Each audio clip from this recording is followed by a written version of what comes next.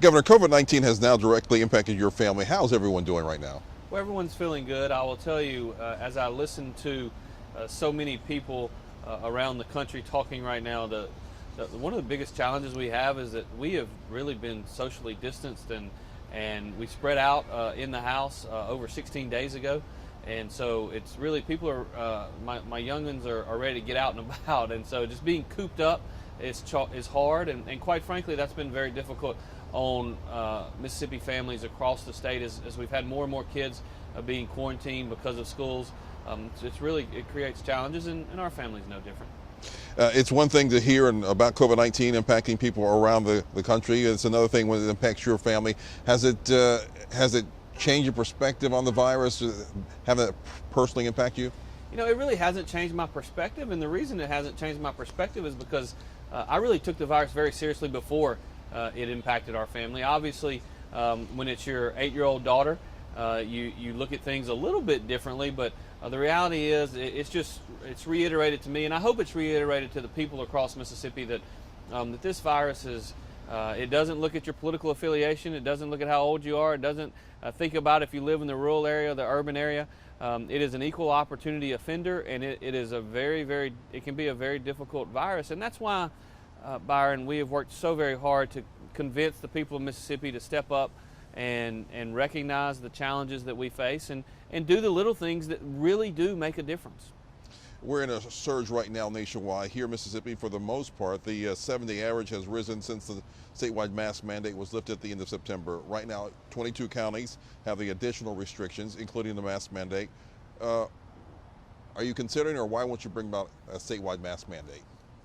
Well, as we've said throughout the pandemic, Byron, we will consider anything. We never take anything off the table. We currently have 22 counties that are under additional restrictions, and the reason they are under additional restrictions is because they meet our criteria.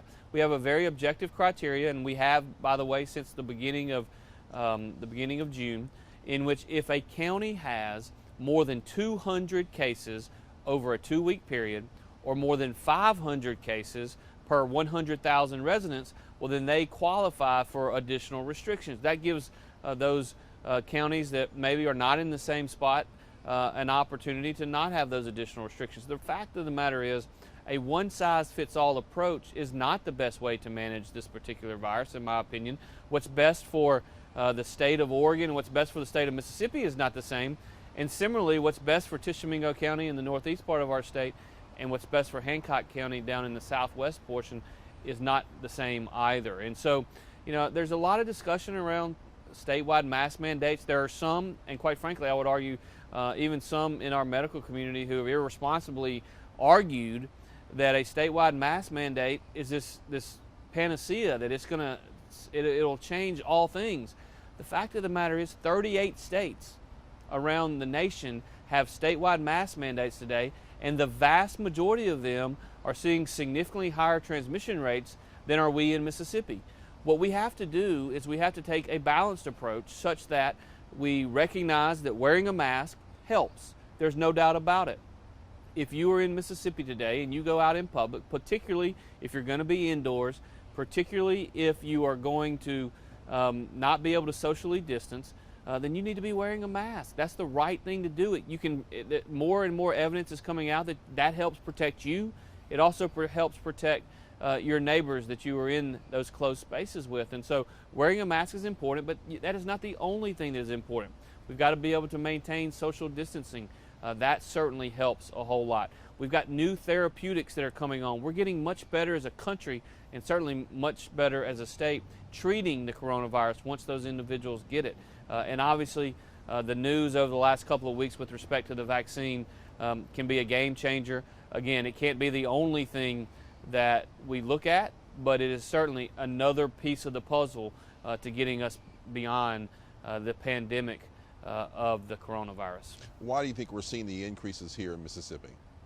Well, we're seeing increases across the country. And in fact, Mississippi now is the 31st largest state in terms of total number of cases since day one of the pandemic. That, by the way, in the middle of the summer, we were in the mid-teens.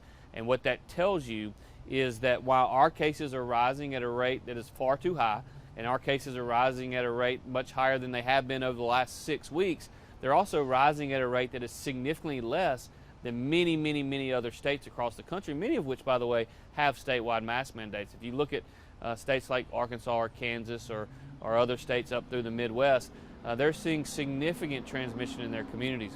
What we're seeing in Mississippi is a combination of a number of things that have led to increased cases. We're seeing certainly there were unfortunately parties around Halloween that led to a relatively large number of younger kids getting the virus, particularly high school age kids. And now that we're a couple of weeks beyond that, and we've talked about this a lot, Byron, but once you get beyond that first wave, when the younger kids get it, oftentimes they give it to their parents, they give it to their grandparents, they give it to other people in the community.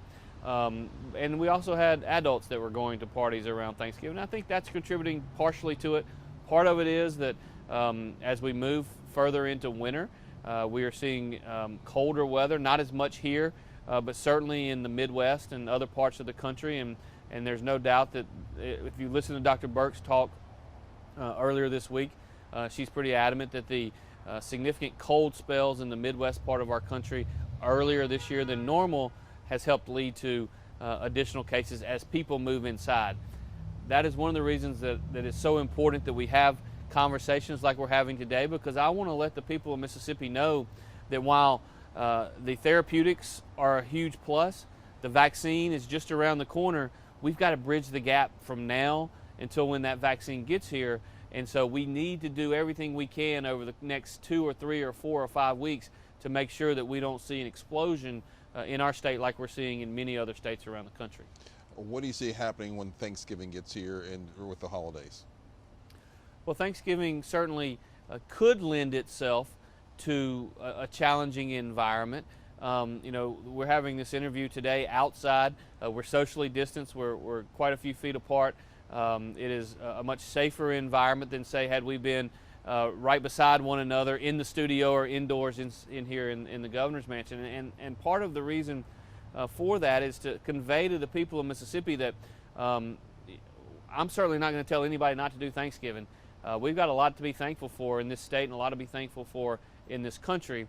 And one of the challenges that I see in America today is the lack of family involvement throughout this pandemic. We've got a lot of people that are hurting for not having the opportunity to spend time with their family, their friends, and it's, the mental health issues coming out of this are going to be a huge challenge for months and months and years ahead. But there are ways that if you're going to have Thanksgiving, there are ways to do it that are more safe and less risk than others. If you're going to have a big kitchen table, as we like to have in the Reeves family, with 30 or 40 or 50 people around it, that's going to be higher risk than, say, if you limit the number of people that are invited to Thanksgiving, if you keep it to a smaller group, if you have and serve outdoors and stay socially distanced and try to wear a mask, at least at that point at which you're not eating or drinking. It can go a long way towards helping slow the spread of the virus. I know there's been a lot of talk about college students coming home for the holidays who will be spending more time at home because of the way the school schedule is now. What's your message to students and to parents who might be dealing with that issue? Well, there's no doubt that presents a challenge as well, and there's certainly risk associated with it. I think one of the things that we haven't done a good job of as a society in 2020 is celebrating our successes. Our institutions of higher learning were under immense pressure in May and June and July to not reopen in the fall. And here we find ourselves basically at the end of the semester where we saw tremendous numbers, tens of thousands of students across Mississippi actually get a fall semester in. And that's something we ought to celebrate. We ought to be proud of that fact. It wasn't easy. There were a lot of administrators on our college campuses that made tough decisions. There were a lot of kids that had a semester that was unlike what they expected. There wasn't nearly as much going out and enjoying themselves, I feel certain. But we should celebrate the fact that our institutions of higher learning got through the fall semester, and that is awesome. That is good. That means kids were learning. And we've got a similar success story when it comes to K through 12 institutions as well. But with kids coming home, I just want to re-emphasize the importance of being smart, of staying safe, of realizing that This virus is not behind us. We still have it in our communities, and quite frankly, the transmission today is higher than at any point it has been in the last couple of months. And so, again, wear a mask, stay socially distanced, be smart, be aware, and just assume that everyone that you're talking to or everyone that you're interacting with has the virus, and treat them similarly so that you can protect yourself, which ultimately will protect your family members. The news about the vaccine has been very positive, and it could be rolled out soon. When could we see it here in Mississippi? I believe, assuming that the process unfolds as it is expected to, and that is with an FDA approval, as well as the scientists doing their peer review study to ensure the efficacy of the vaccine and to ensure that it is safe. I believe we could see a vaccine for the priority level of individuals as early as the middle of December. Now, that priority is going to be set in conjunction with the Mississippi State Department of Health, FDA, and CDC. But I will tell you that obviously we're going to focus on those most vulnerable, and we're going to focus on our healthcare workers who have sacrificed so much during these very challenging times of 2020. But I believe that we could see it as early as the middle of December. Would you take it? Absolutely. State Health Officer Dr. Thomas Dobbs has warned that Mississippi does not have funding to quickly and properly distribute the vaccine to everyone who needs it. Does our state need federal support to make this happen? I anticipate that the federal government is going to pay for the vast majority, if not all, of the distribution of the vaccines. That is, I had a conversation with Secretary Azar earlier this week, as did a number of other governors, and that is a priority for the administration. There are literally hundreds of millions, if not billions of dollars set aside at HHS to help do that, and I expect that it will be done. Keep in mind, Byron, 80 million doses of vaccines per year are distributed around the country by the CDC every single year. This is before 2020. And so what we're looking at is trying to distribute, at least in the first month, approximately 40 to 50 million doses, and utilizing the same supply chains. And I think that we will find that it is not going to be perfect, but I do believe that the resources will be there provided by the federal government to make this a reality. Just so you know, and this has been made public, for those individuals around the country that are criticizing the way in which the vaccine is going to be distributed, number one, they ignore the fact that the country does this every single year, not on the exact same scale, but they do it every single year. The other thing I will tell you is that there are going to be a lot of Mississippians involved in the distribution of certainly the Moderna vaccine. Pfizer is going to do their distribution primarily internally with their own distribution network, and the reason they're going to do that is because the Pfizer vaccine requires it being stored at very, very low temperatures. There's very, very few public opportunities to do that, and so that's why they are going to do the distribution. With respect to the Moderna, which they say is 94.5% efficacy rate, Moderna is going to, through a contract already signed by the CDC and HHS, going to utilize McKesson to do the distribution for them. They're going to distribute those vaccines out of 4 facilities.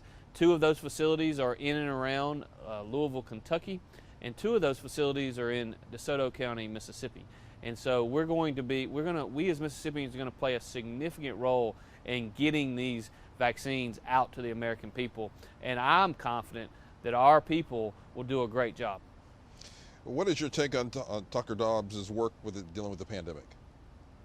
On Dr. Dobbs' work during the pandemic? Yes. He's been a good partner. I will tell you that you and I both know that Dr. Dobbs doesn't report to me. He reports to the State Board of Health, which is a group of individuals that were appointed by the previous governor. But I couldn't have asked for someone to be more honest and to work harder for the people of Mississippi than Dr. Dobbs and his team have done. We have worked through every single issue that has come up, and I appreciate his partnership, but more importantly, I appreciate his friendship. He's worked exceptionally hard, and I'm proud of what he's done for the people of Mississippi. Do you still have your full confidence in what he's doing? Oh, Dr. Dobbs has my full confidence on what he's doing. Look, we're not going to agree on every single thing. We come from different backgrounds, him from the public health space and me from the private sector and focusing on the economy. But on every single issue that's come up, and by the way, we had originally hoped this would be a few weeks or a few months, and we're, I think, in month 9 of this in the state of Mississippi. But on every single issue that has come up, we have gotten in a room, we've talked through it, and we've come up with a solution. And I really believe that history will show that our response has been the right balance to protect not only Mississippians' lives, but also Mississippians' livelihoods.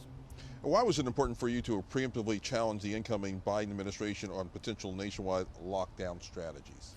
Well, I don't believe a nationwide lockdown strategy is the right approach for Mississippi. As I mentioned earlier, what's best for Oregon or what's best for Maine may or may not be what's best for Mississippi. In fact, we believe, and by the way, there's a tremendous amount of evidence from all around the globe proving this, that a targeted approach, county by county, works much better than just a nationwide lockdown or any nationwide mandates. We don't need Washington, D.C.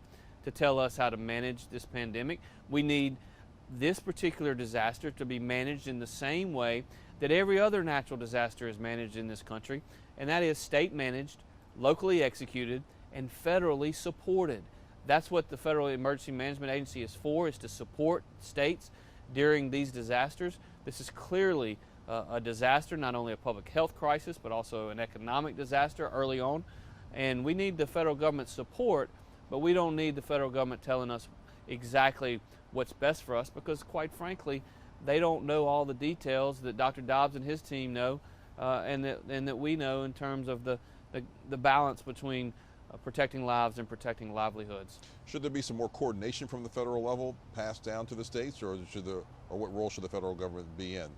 Well, the federal government certainly needs to communicate very, very well with the states. We need to understand what's going on, primarily because the state's governors are the best communicators to our people as to the information that people need. And so, the folks in Mississippi who are working every day trying to keep food on their table, they don't have time to sit down and listen to 19 different press conferences from 19 different agencies of the federal government.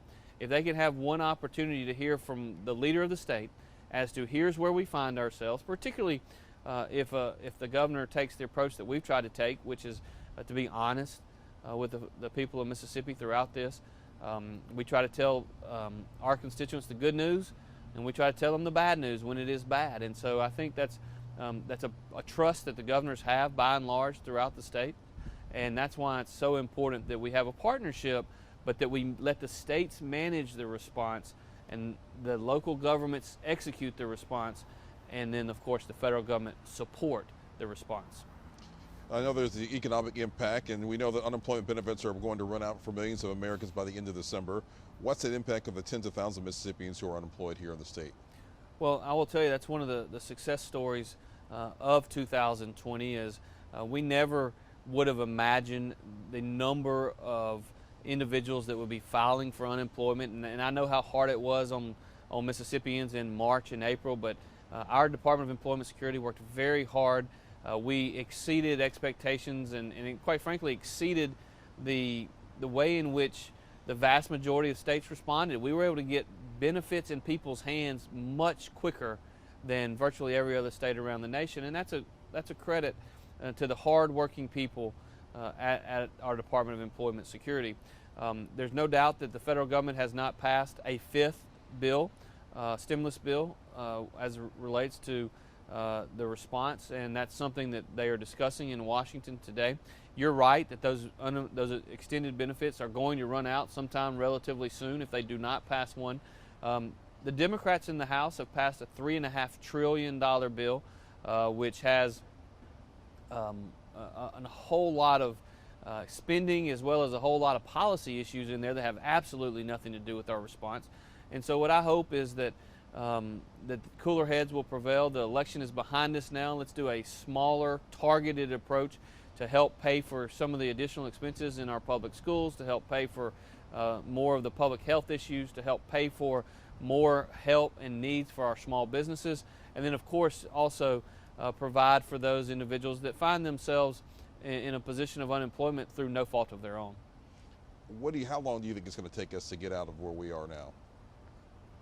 Well, I think that we are in a position now where we really are trying to bridge the gap. There is light at the end of the tunnel. When you see the number of therapeutics that are coming out, we are so much better as a nation and as a state at treating the coronavirus.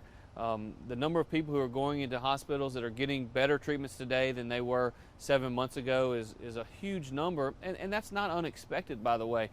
This is a virus that no one had ever dealt with before, obviously because it's brand new, and so we were not perfect at the treatment side of things very early on.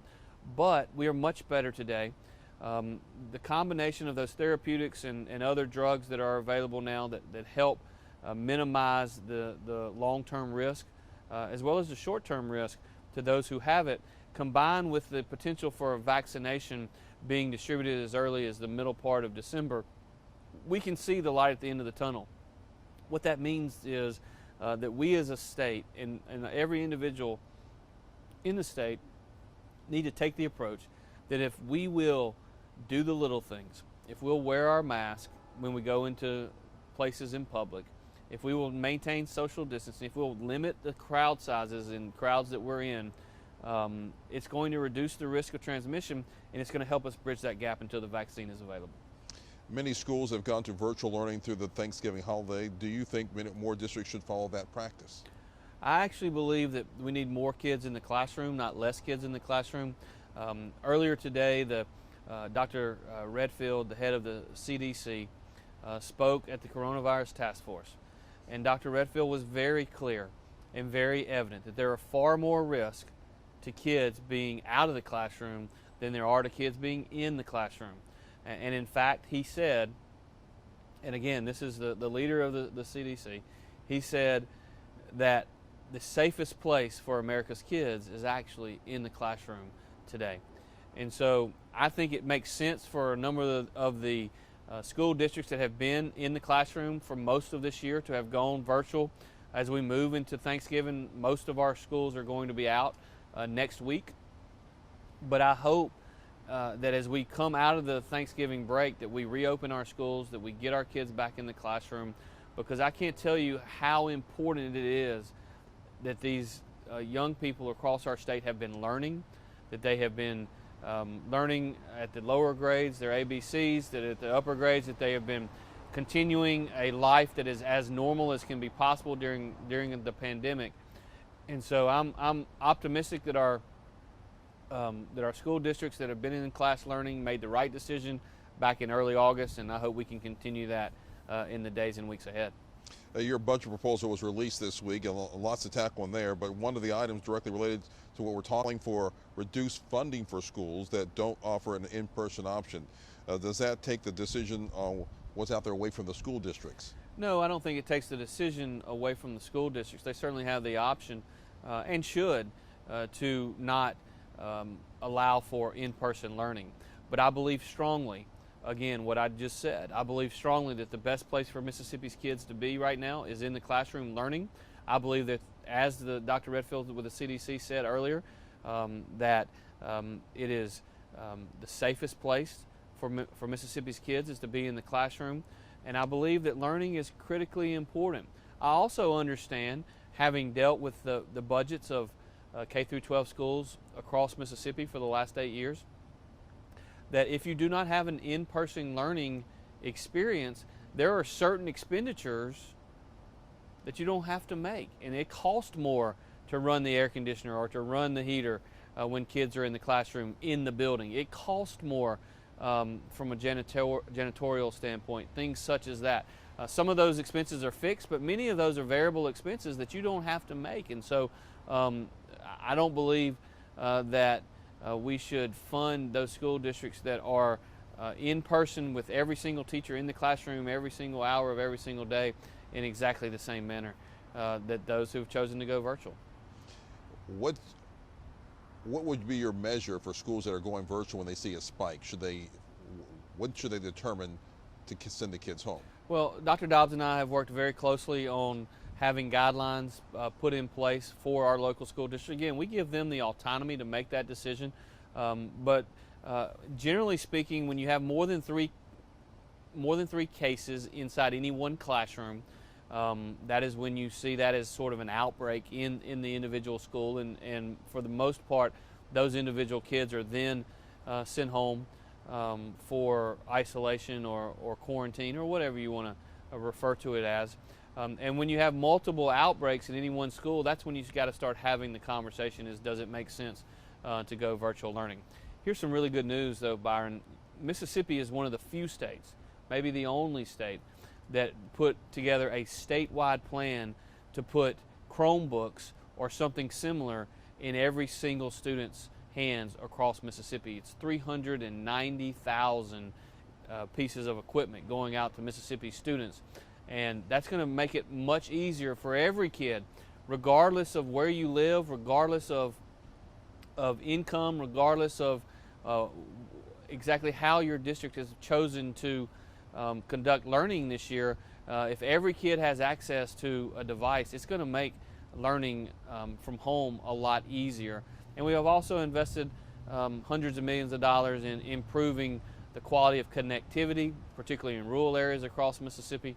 And so I think as we look back again, that's another area that we as Mississippians can be proud of, the decisions that have been made in our state. I'm certainly proud of them, and I hope every Mississippian, regardless of political affiliation, is proud of all of us coming together and making these good decisions. Because of the pandemic, where there's a lot of school talk now about going to year-round school, more like what Corinth is doing. Are you in support of that, seeing more districts adopt that type of a schedule? Again, I think that's a local decision, but it certainly has merit, and there's no doubt that the Corinth city schools can show some significant progress that has been made by their kids by doing that. And so again, I think it's certainly something that every single school district ought to look at.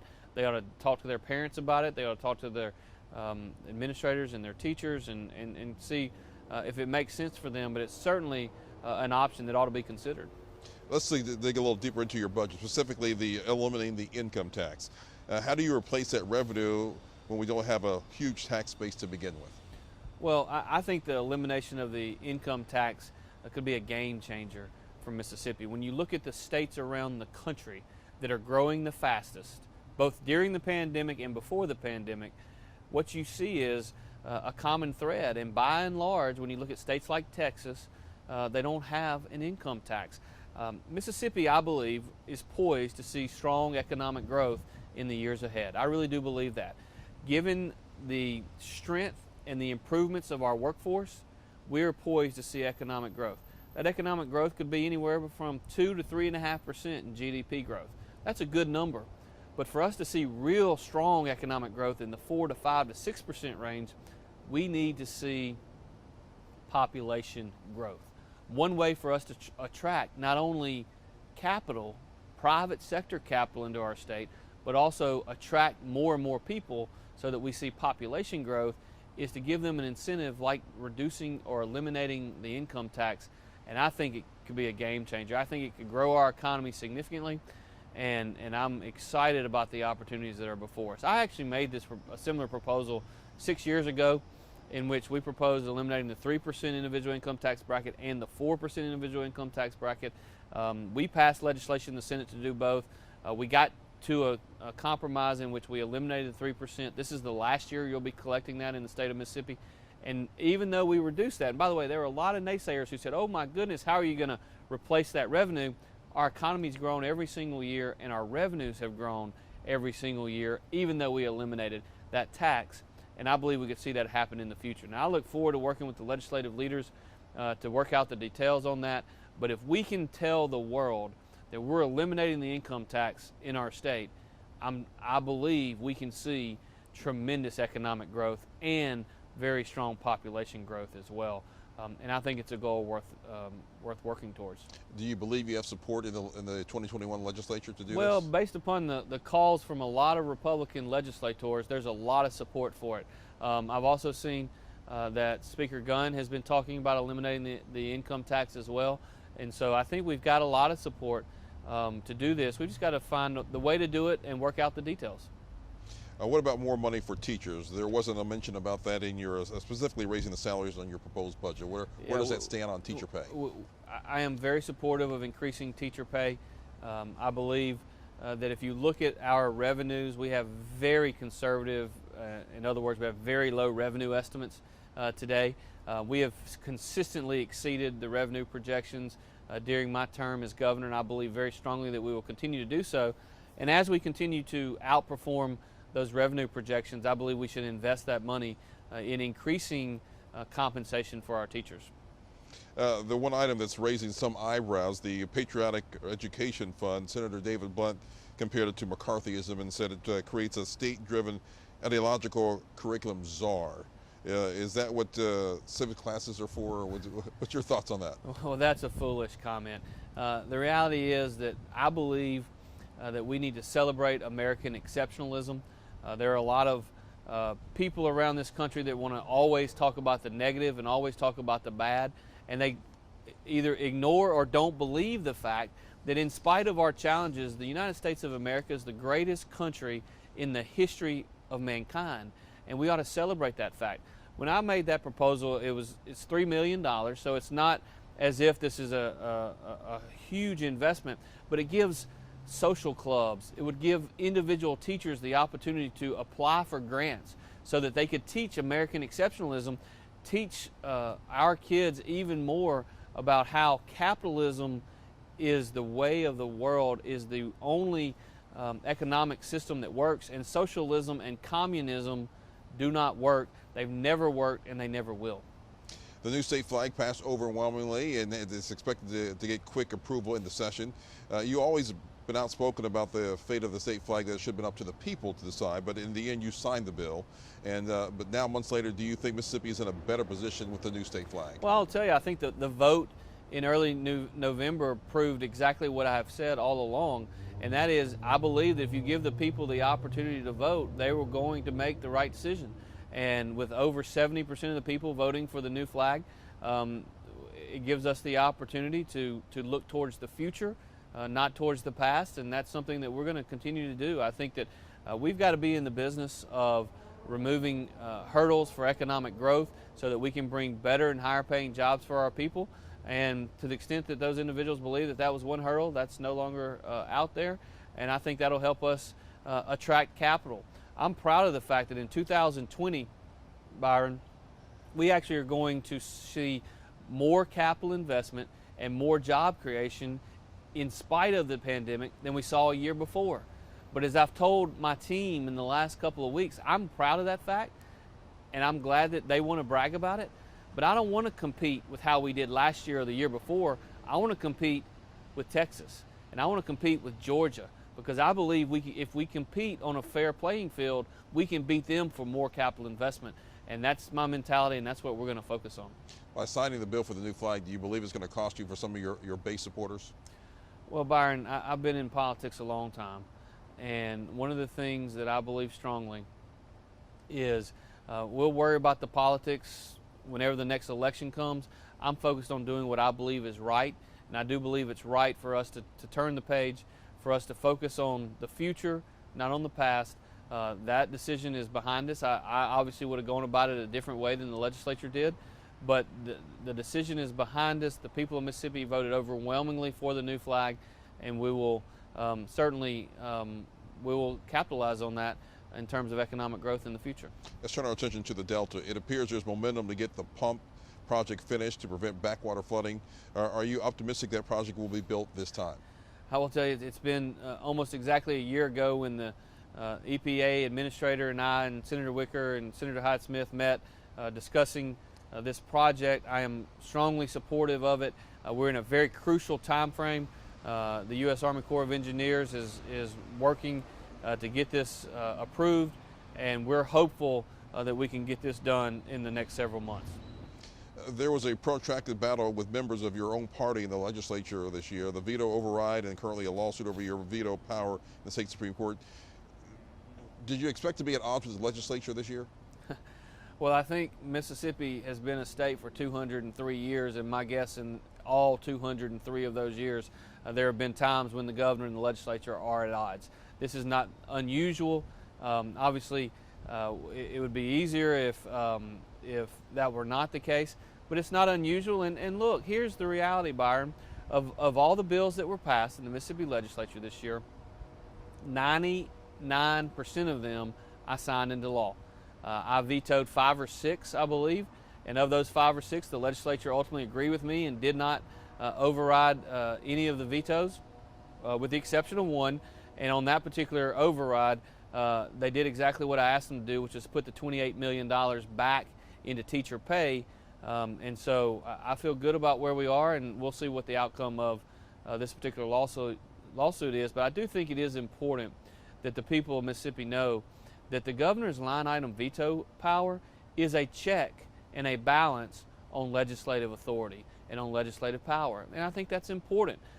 They certainly have their role is to allocate the money. They are the ones who appropriate, but there's got to be that check and balance to ensure that we're not spending money on things that we shouldn't. That's what the original framers of our 1890 Constitution understood, and I think it's important that that line item veto is upheld. Does the party need to unite to get things done in the 2021 session, or will Republicans and Democrats have to work together again? I think the party is united on 99% of all items. We're going to have disagreements on how we get from point A to point B on certain things, but generally speaking, the party is united. We just voted overwhelmingly to re-elect the president. In fact, we voted much higher levels to re-elect the president in 2020 than we did in 2016. And so I believe by and large the party is united, and we're going to work for common goals.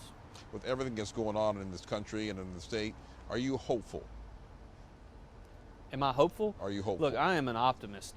I've never been more optimistic about the future of Mississippi than I am right now. In fact, I'm not sure I could be more optimistic. Do we have challenges? Of course we do.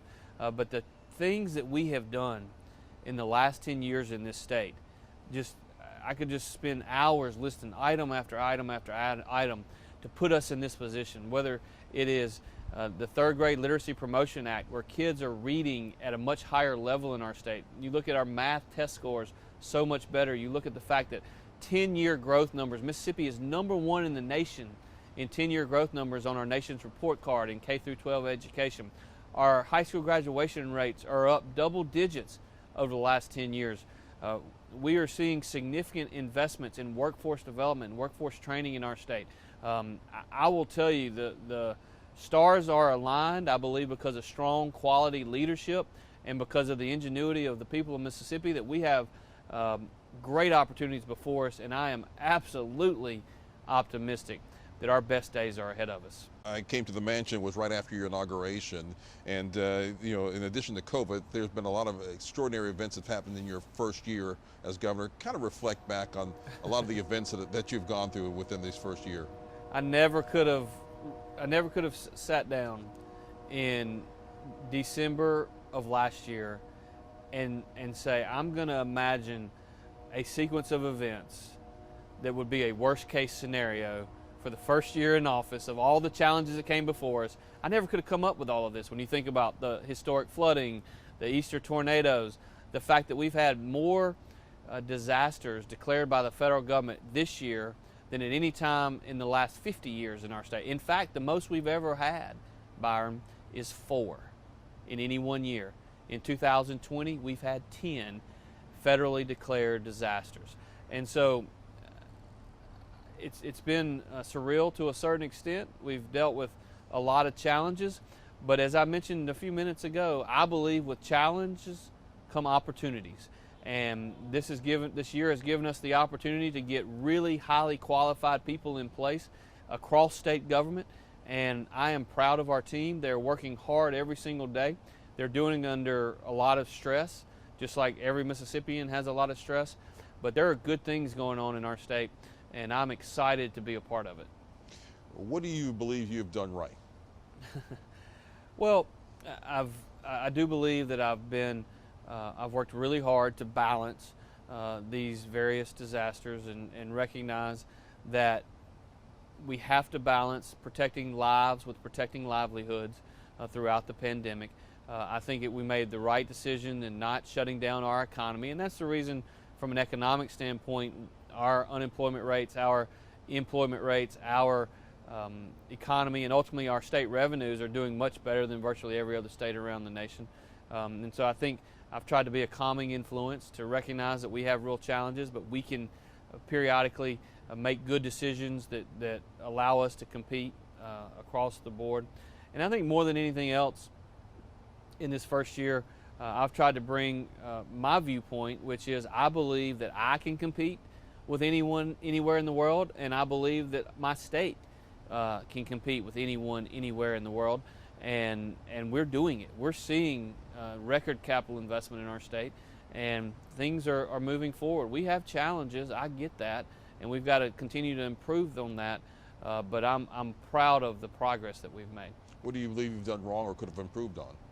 Well, Byron, when I look back to the pandemic, in early March, late February, I don't believe that any of us really fully understood the depth and the length of time that we would be dealing with this pandemic. And as I look back, when I initially made the decision to do what a lot of good, strong, conservative Republican governors did by defining essential businesses, I did it for all the right reasons. I defined them as essential so that overzealous local governments could not shut grocery stores down, for instance.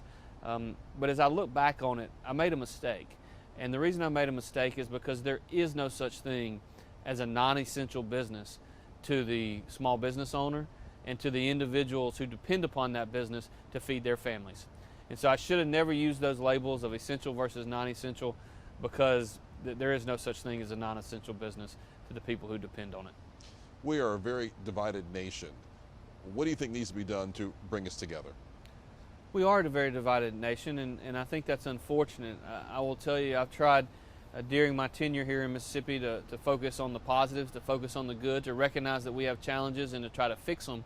As I said in my inaugural address, I know that we have challenges, and I'm not here to try to hide them. I'm here to try to fix them.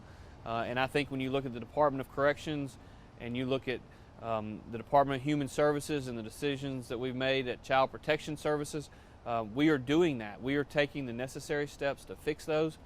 And as I look into the camera and talk to the people of Mississippi, what I want to just say is, while we may not agree on every single political issue, honestly, Byron, we're not supposed to agree on every single political issue. That's part of having a democracy, is people disagreeing. But I believe that in our state, at least, we love each other enough, and that we respect each other enough, and that we realize that we have an almighty God that looks down on all of us, and that we can come together for the greater good. And that's the message that I have for the people of our state is let's work together, let's pray for one another, let's work together, let's play together, and let's be the shining star in these United States of America.